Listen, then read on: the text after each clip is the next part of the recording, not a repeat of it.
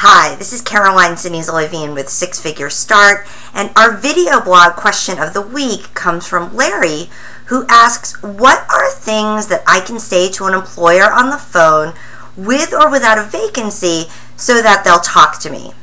So there are three things that you need to say when you introduce yourself to someone that you don't know to get them to talk to you. And I mean this in a professional networking situation. However, before I even get to that, I just want to address specifically, Larry, that you mentioned calling this prospective employer over the phone.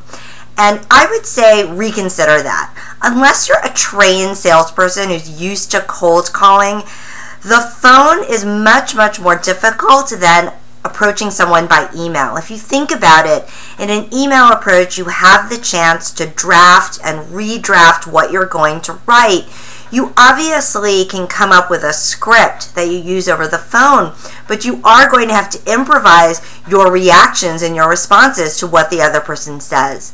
For the recipient, a phone call is also a lot more disruptive than getting something by email, so you might want to rethink that. But on to your main question, which is how do you get someone to talk to you, essentially? There are three things that you have to say. One is who you are. And you could be a lot of people, right? You've done a lot of things in your career. You've studied at different places. You have different types of experiences and skills. And so who you are should vary based on who you're talking to. And so you want to pick your description of who you are based on what is going to resonate with the person that you're talking to. Second, you want to mention why you're reaching out to that person. And here again, this is something that you're going to have to research and customize to the person that you're talking to. You mentioned this is a prospective employer. You don't know whether or not there's a vacancy. So I would hesitate, if I were you, to actually talk about your job search. I would be approaching people under the guise of getting some information, about sharing insights. Because again, you don't know if there's a position and you don't want there to be a yes or no answer. Yes, I have a position. No, I have a position.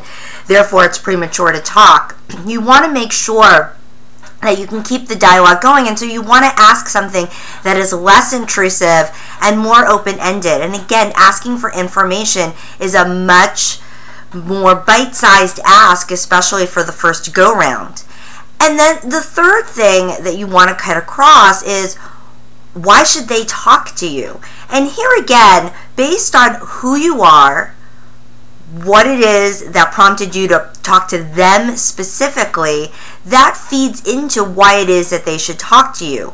Hopefully you've picked something that's interesting enough about you, that you've generated rapport, that you've generated interest. Hopefully in your reason for what it is that you're going to be talking about and why it is that you approach them specifically, it becomes clear that they are someone really that is positioned to complete this conversation for you, and therefore the why is self-explanatory at that point.